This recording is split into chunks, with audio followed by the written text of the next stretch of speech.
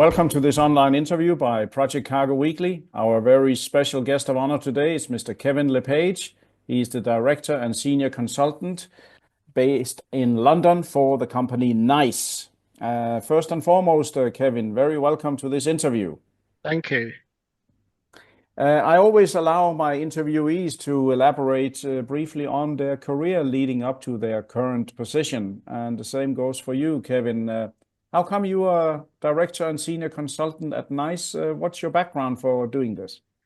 Yeah, I've worked for about 35 years in the shipping and logistics industry. I've worked with carriers, I've worked with large freight forwarders, but largely around the kind of IT background. I'm now obviously working for a system consultancy. We work with a number of products. The predominant one of those is actually CargoWise at the moment, which I think is well known to the market. Mm-hmm. So yeah, I mean that's in a nutshell my history. So a lot of experience there across the different modes and the different requirements. Mm-hmm.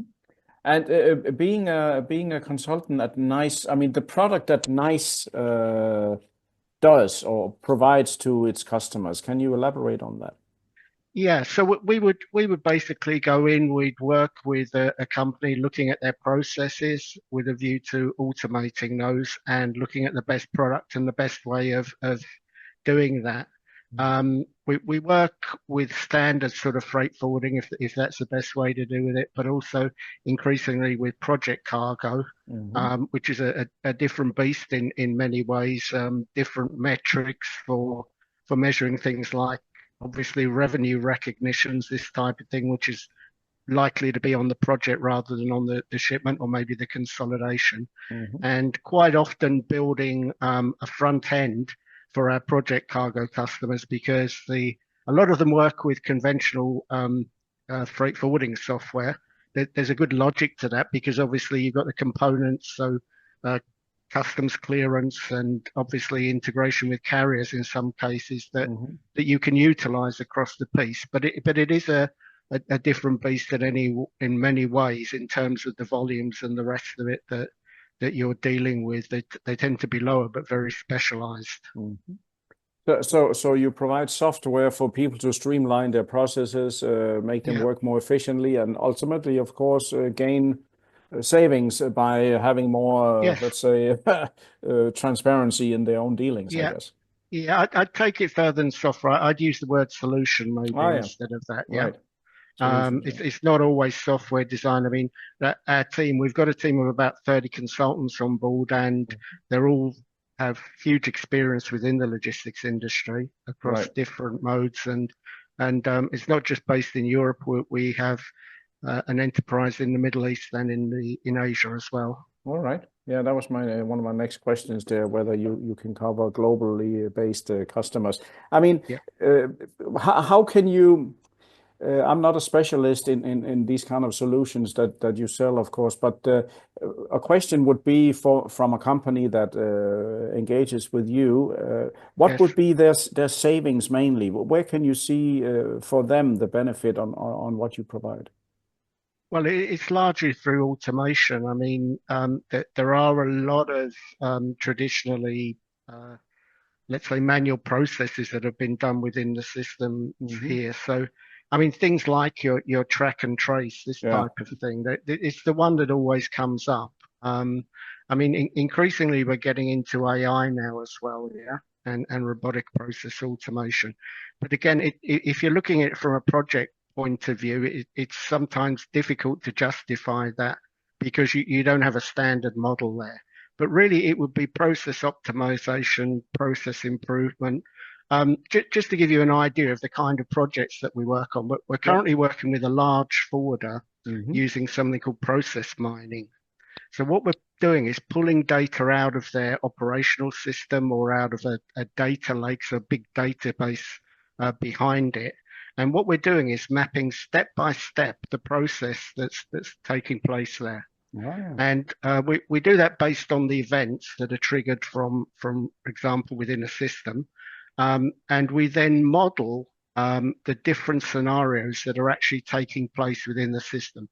So if you typically go in from a let's say, an old-fashioned approach, you'd first of all look at what do they do today, and Mm-hmm. then you'd look at how you could do that process improvement, and then you'd implement that process there, and then you obviously need some way of measuring whether you've been successful or not. What we're doing here is largely the other way around. So we're using the data in the system and we're seeing what people actually do. Mm-hmm. So it may be that there's a particular case if you ship, for example, via, let's say, Singapore as a hub as opposed to Hong Kong, Mm-hmm. you may have a cheaper cost model through doing that. And the question's obviously going to be why and how should you redesign your network around that type of thing. Yeah. So these are the type of projects that we'll get in. So Mm-hmm. we'll identify the issues, identify where we can drive out cost, and Mm-hmm. then ultimately using AI, look at how we can better construct things. Mm-hmm. I know AI is a very big buzzword, very big Mm-hmm. hype around it at the Yeah, very moment. big hype. Yeah. But ultimately, to do something like the manufacturers do, to try to identify problems real time before they occur. Mm. Mm-hmm. Now, that is a one extreme. I mean, that's all very well. It's probably not going to help you if your route survey's gone wrong and you're 3 hours away from your ship and the cutoff's in 2 hours. This type of thing. But there are obviously tools that we can look to in that particular area. For example, a knowledge base, yeah, that would Yeah. allow you to model your let's say your project shipment in advance, this type of thing as well. Okay. But that's largely what we get involved in. Yeah. Okay. Sounds interesting. And as you mentioned, you have 30 odd colleagues there and you have a worldwide Yep. presence. So your customer would be freight forwarder, project forwarders. It could be even Yes. shipping companies, I guess, who want Yes. to Yeah. streamline their system. It's less so shipping companies now. Right. Sometimes sometimes a carrier would come in, particularly where we're looking at compliance software. So we've actually got a tool out there that will look at for example, an air freight shipment, and it will identify all the compliance requirements in line with government, but also try to identify if there's any sort of hidden dangerous cargoes in there, this type of thing as well. Yeah. Yeah. And perform a risk assessment on it. But largely it would be freight forwarders. Sometimes the project forwarding division of a large company. I mean, I don't want to mention too many names, but we've worked with CEVA, DHL, some of the Oh, big yeah. guys out there as Right. well. Yeah. Right. I'm sure it's not a secret. And sometimes we'll get an out and out project forwarder approach us with regards to looking at a solution there. Okay, so you are not you're focusing only on the big brand names like the ones you mentioned. No, You can also service smaller companies that may not have yeah, huge budgets. You yeah. know. I would guess that the majority of our customers are less than 50 people Okay, or even that 30 people. Yeah. I yeah. mean, okay, sometimes it's nice to get the big ones as well, but yeah. They also know they also have demands. So Yes. Oh, yes. Oh, yes. Certainly. Yeah, yeah, yeah. It, yes. so very interesting. And you have a shipping background yourself before Yes. becoming a professional consultant, don't you? Yeah. Yep, that's right. I mean, I worked going way back. I started my career with a company called OCL, which was part of the P&O group. Right. I'm going way back there, but I spent a long time working with Hapag-Lloyd as well. I was based in Hamburg, Oh yeah. working with the guys there. But that's really where I started to get into systems and Mhm. kind of. I think the term at the time was sort of hybrid manager. So you knew the business and you obviously had to have some IT knowledge as well there. Interesting. It always helps for a consultant to have legitimacy that you actually have been in the business that you are Yeah, providing definitely, solution for, right? So definitely. interesting with OCL. Oh, I remember them well. I think we spoke about that when we met. That I was That's working right. Yeah. as the agency of Ben Line, and we were always competing with you back in the day. I think wasn't didn't you have the office in London in Beagle House or something Eagle like that? House. Yes, I was based there. Yeah, All right. I actually worked there. Yeah. Interesting. That's good. And all your ships were called Bay or something like That's that. right. Yeah, that's Toffee you have a very Bay. good memory. Yeah. Well, I can remember 20, 30, 40 years ago, but I can't remember where I put my glasses just now, you know. So it comes to us all. Listen, this is very interesting. Nice. Nice is a nice name, of course, but what made you choose? Is that an abbreviation or? Yeah, okay. A network of independent cargoise experts. Ah, right. Now I So, got it. so what we did when a lot of the large sort of forwarders were rolling out, okay, DHL, for example, uses a solution. Um, what we needed to do was to act as a sort of tier one supplier, Hmm. and we needed to pull in expertise outside of our own kind of organization. So rather than having sort of a recruiting people, having a huge employee base, we engage with other partners basically who have knowledge of the software and put teams together. And then the way that it works with these guys, they tend to want one organization to invoice for the whole thing. So Okay, so interesting. that's where that's come about from. I like But it. yeah, I mean, and that obviously is a model we work with today, which allows us to obviously pull in. So, for example, if we need financial experts, top grade financial experts, we wouldn't need them on our books all of the time. No. We'd engage them. Yeah. Yeah. So Yeah. No, no. Yeah, of course, that would be, it also means for a smarter business model, you can't have everyone at all the time for a rainy day. You would be having too many costs before any income, I guess. So, yes, indeed. Yeah, so indeed. very interesting, Kevin. Yeah, you certainly have the background, and I think many of our viewers will be interesting to know more. How do you see the future for consulting? You mentioned AI, you mentioned a lot of it. You, of course, Yeah. like anyone else, have competitors out there. What do you do to make sure that you are the top go-to consultancy? Well, clearly, you have to evolve, yeah, with the times there. Yeah, I mean, you hit on the AI point. I mean, it's something that we're heavily getting involved in now, yeah. yeah. I don't think it will replace the consultant. That's my first thing Oh, to say there.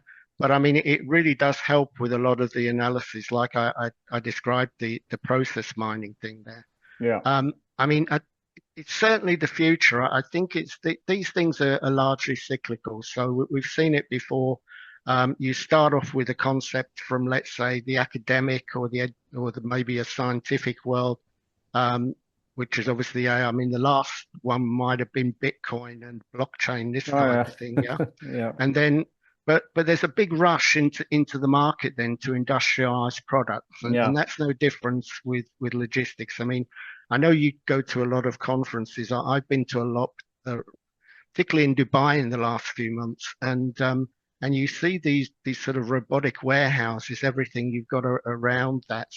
Yeah. So everybody rushes in there. The question is, will a lot of these products be around in 5 years' time? Correct. So if you've got a good idea, somebody might well sort of buy it off you, Yeah, or indeed some will obviously go bankrupt. So I think it's very important to have the right kind of consultants in there to advise over these things. yeah, yeah, yeah. My maybe my piece of free advice here would be to, I know a lot of people work with solutions and have invested a lot into them. My first port of call would always be my existing software provider, whether that's an external provider or whether that's an internal development, and see and ask the question, where are you going with this? Yeah. Mm, Where are exactly. we going in terms of AI here? Yeah. Because it's very easy to buy a product from the market and you find out that it's been developed in-house by your developer anyway, and it's a little bit like buying new tires and then getting a new car, if you see what I mean. You get the new tires anyway, yeah. Yeah, exactly. Yeah. Um, I see what yeah, you yeah. mean. So, I mean, but I certainly feel that to navigate around all of these different solutions, that will be the future kind of direction of the consultant there. Okay, cool. Now as I said, you have something to speak about here, and you have the background to do so. It's not you are not a novice in this. I can certainly hear No, no, that. no. I've seen it before. Yeah. Definitely, time repeats itself. History repeats itself. Very good, Kevin. I want to say many thanks for your available time for this interview today. No problem at all. I mean, if there are any questions or anybody wants to to contact us, feel free to do so. We're obviously part of the network there. Yeah, for sure. I'm looking forward to meeting you again. Yeah. Yeah, definitely, Kevin. And I want to say also formally to all our readers, listeners, and viewers from around the globe, this was yet another great interview by Project Cargo Weekly. Our special guest of honor today has been Mr. Kevin LePage. He is Director and Senior Consultant for NICE, based in London, and he is certainly the go-to guy for special assignments and consultancy on how to optimize your processes. It could be both for forwarding companies, some shipping companies also could make use of this. So do reach out to Kevin direct after you see this interview. For me in Project Cargo Weekly, we will publish middle of March, the 15th of March, this interview. And until then, I wish you all the best and we keep in touch. Thank you.